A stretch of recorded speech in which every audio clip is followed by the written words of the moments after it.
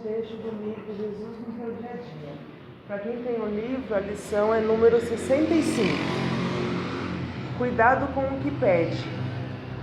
A não ser o sofrimento oriundo da invigilância na atual existência, todo o resto é prova ou expiação porque necessita passar para o seu soerguimento espiritual. Cuidado com o que pede. A doença do corpo que o aborrece pode evitar a queda moral, caso gozasse de saúde. A obsessão que o irrita pode deixá-lo mais atento quanto aos deveres espirituais. O trabalho contínuo que lhe desagrada pode preservar você de muitas dores. A calúnia que lhe fere o orgulho pode ensiná-lo a ser humilde. Por isso, meu irmão, em suas orações, veja bem o que vai pedir. Não exagere nos pedidos. Nada é para o nosso mal, tudo é para o nosso bem. Se não mudar a realidade, apesar dos esforços, é porque está certo do jeito que está. Pedir é um direito, resignar-se é um dever. Deus sempre ajuda.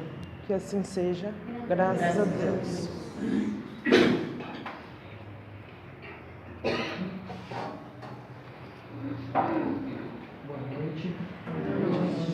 Como diz essa maravilhosa canção, não é mesmo? Unidos por Deus, estamos todos presentes nessa noite e vamos agradecendo a Ele por estarmos nessa casa maravilhosa.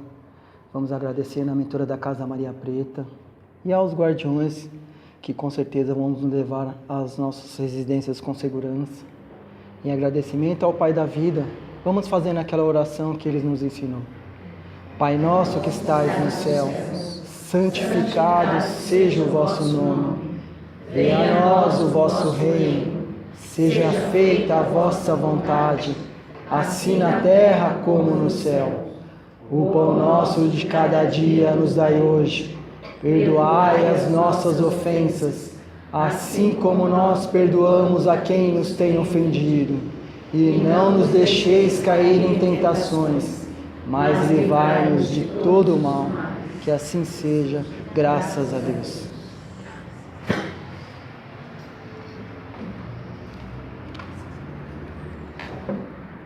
Boa noite a todos. Sejam todos bem-vindos a essa nossa casa, nessa terça-feira de assistência, da cromoterapia, Juliette?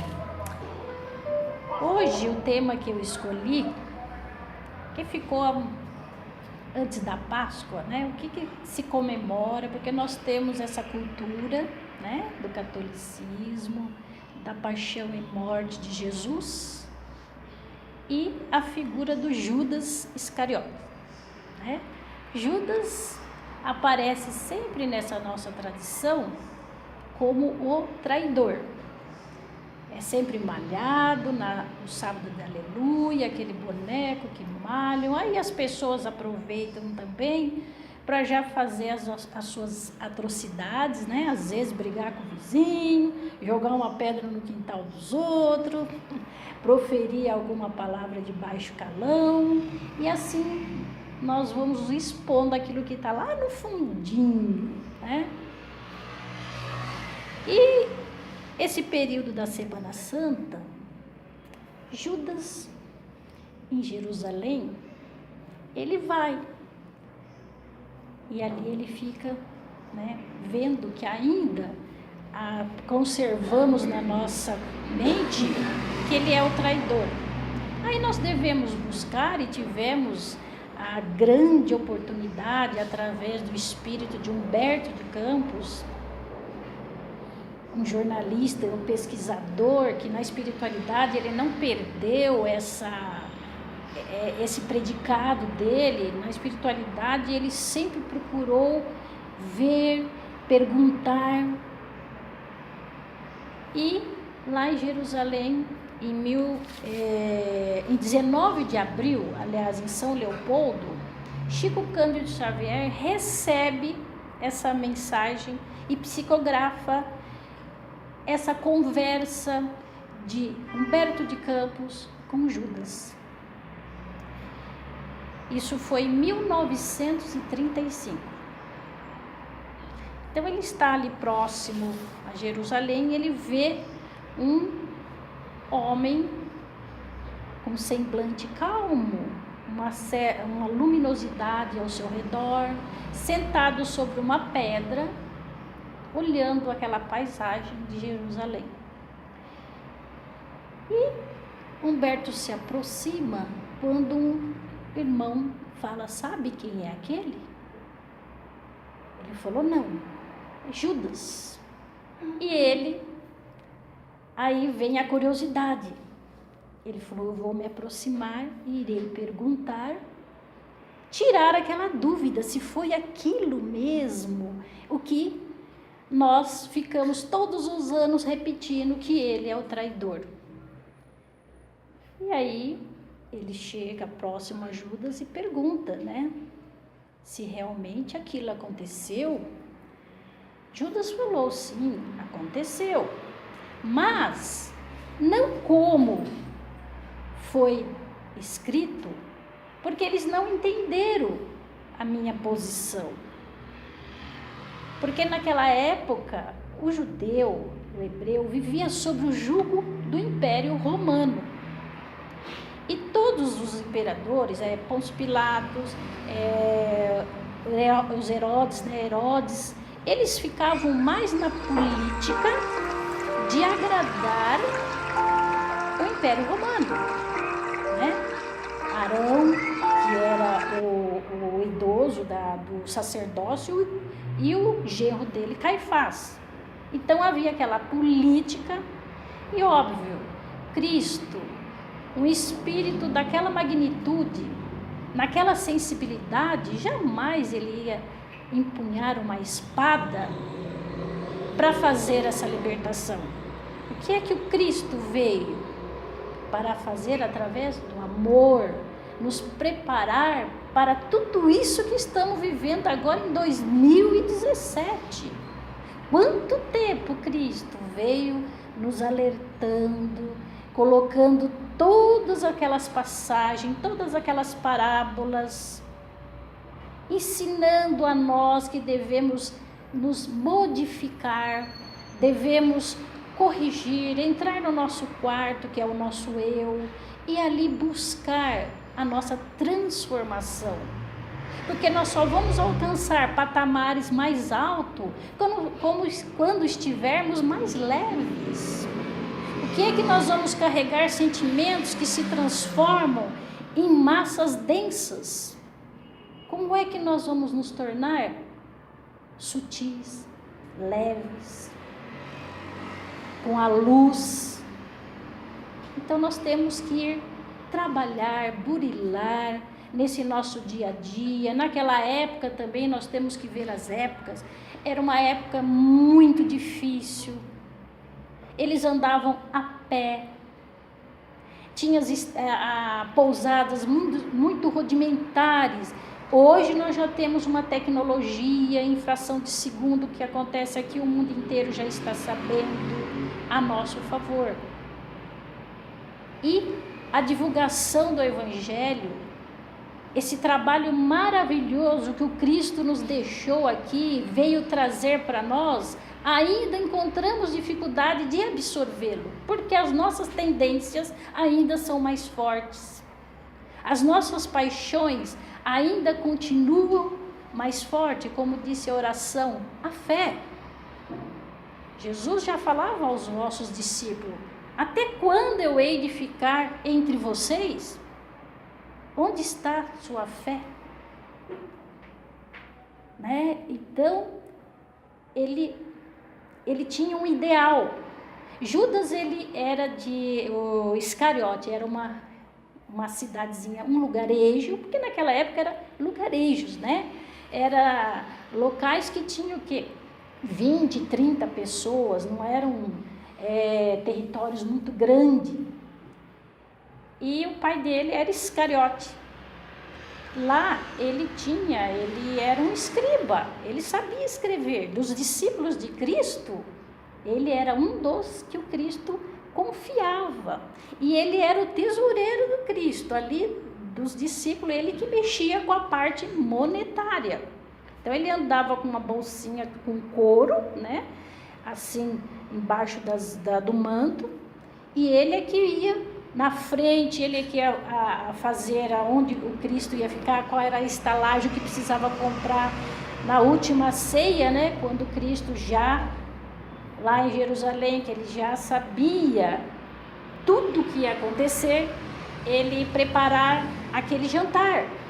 Eles tinham um ritual, os azeites. Então Judas é que ia fazer a contabilidade.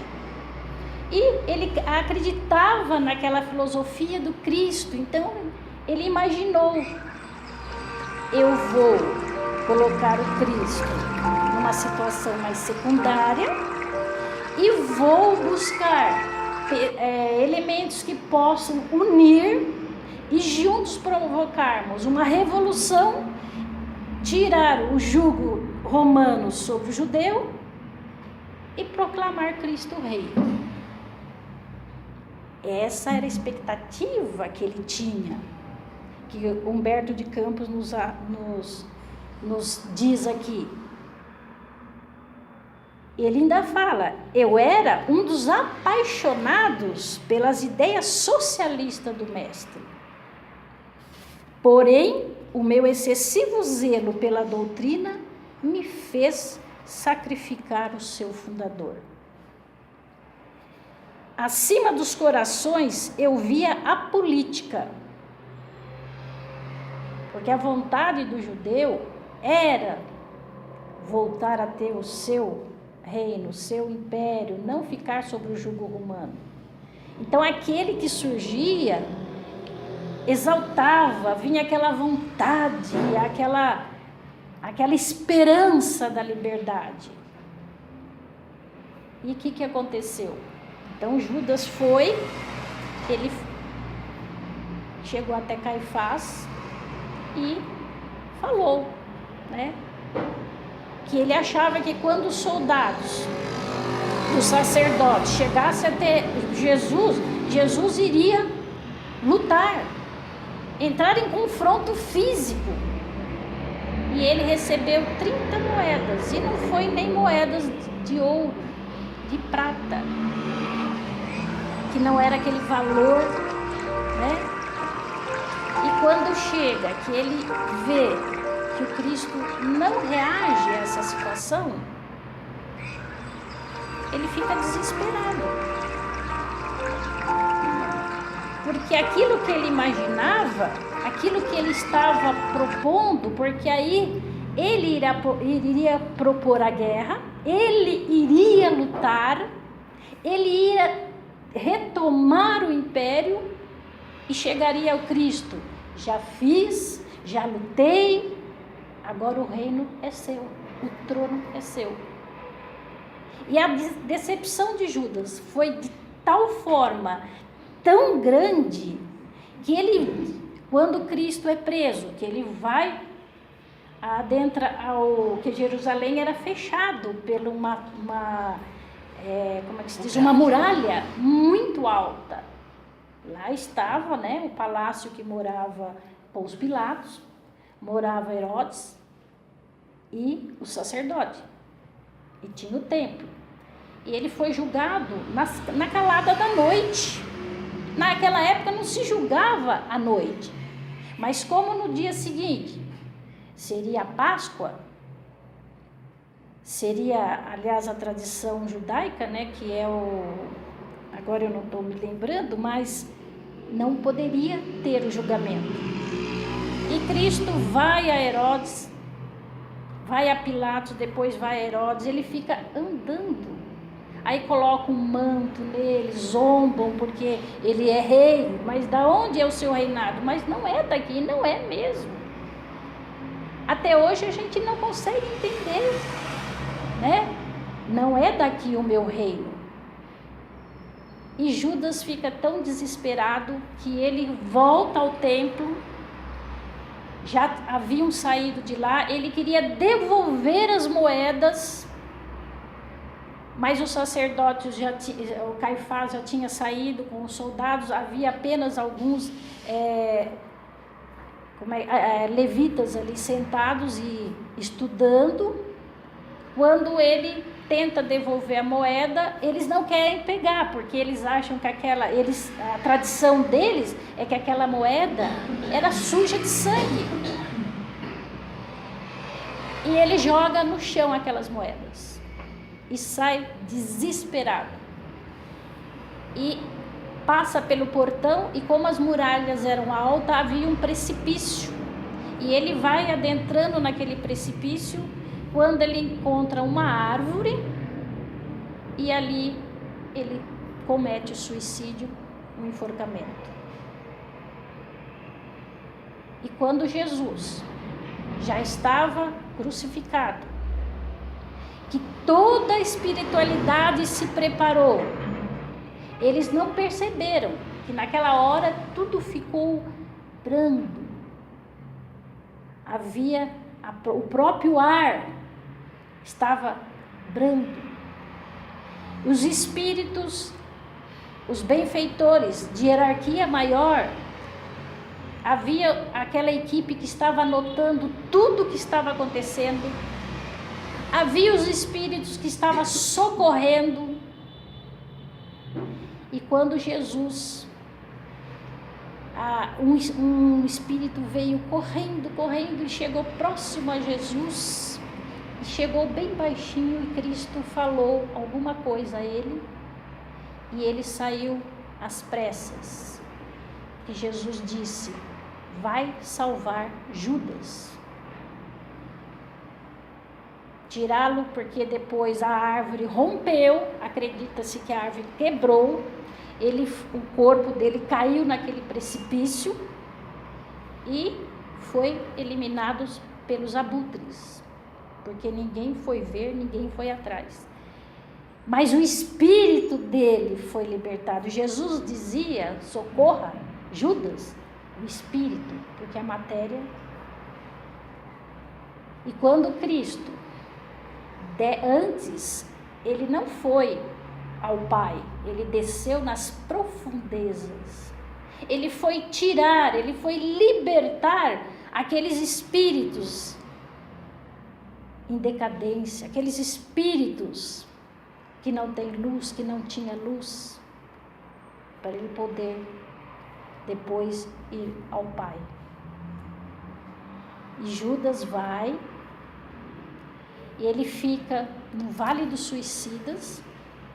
Ele passa por muitas provações, e depois Cristo pede a Maria para ir resgatá-lo.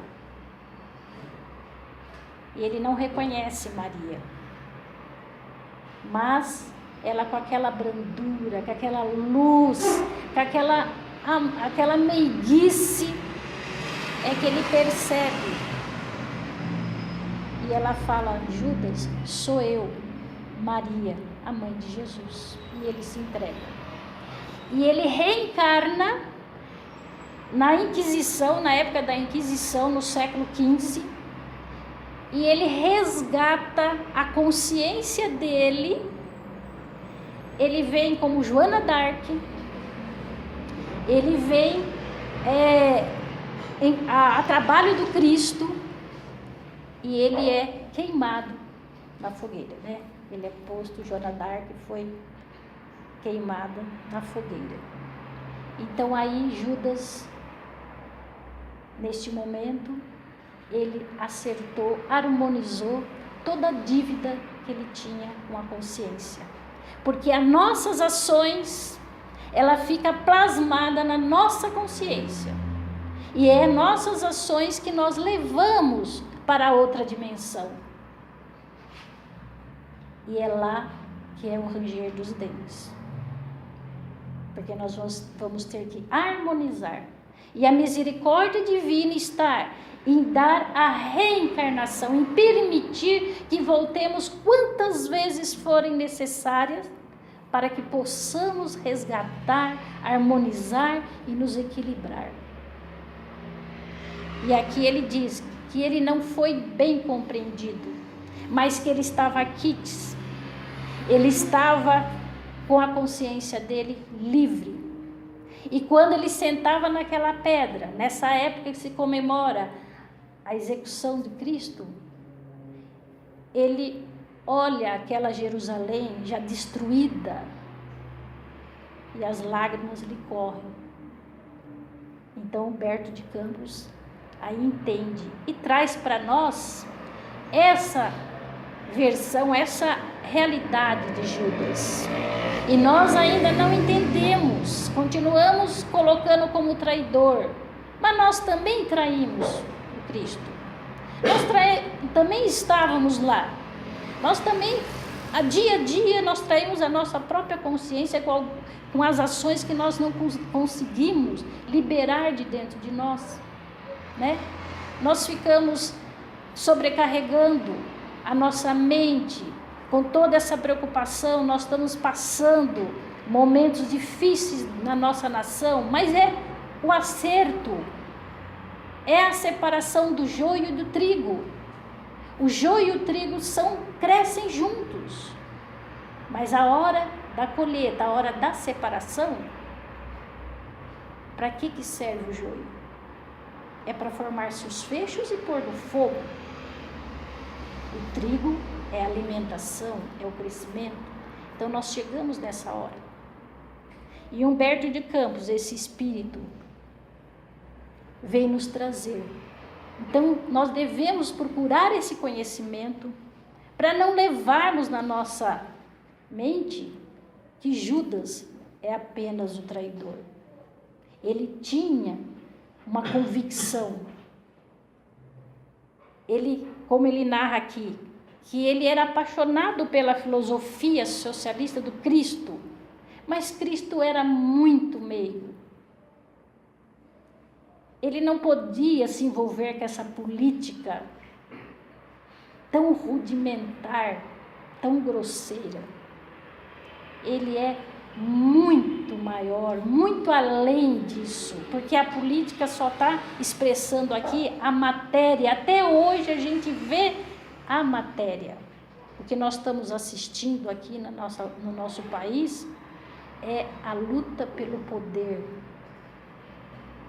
E é um acerto doloroso depois.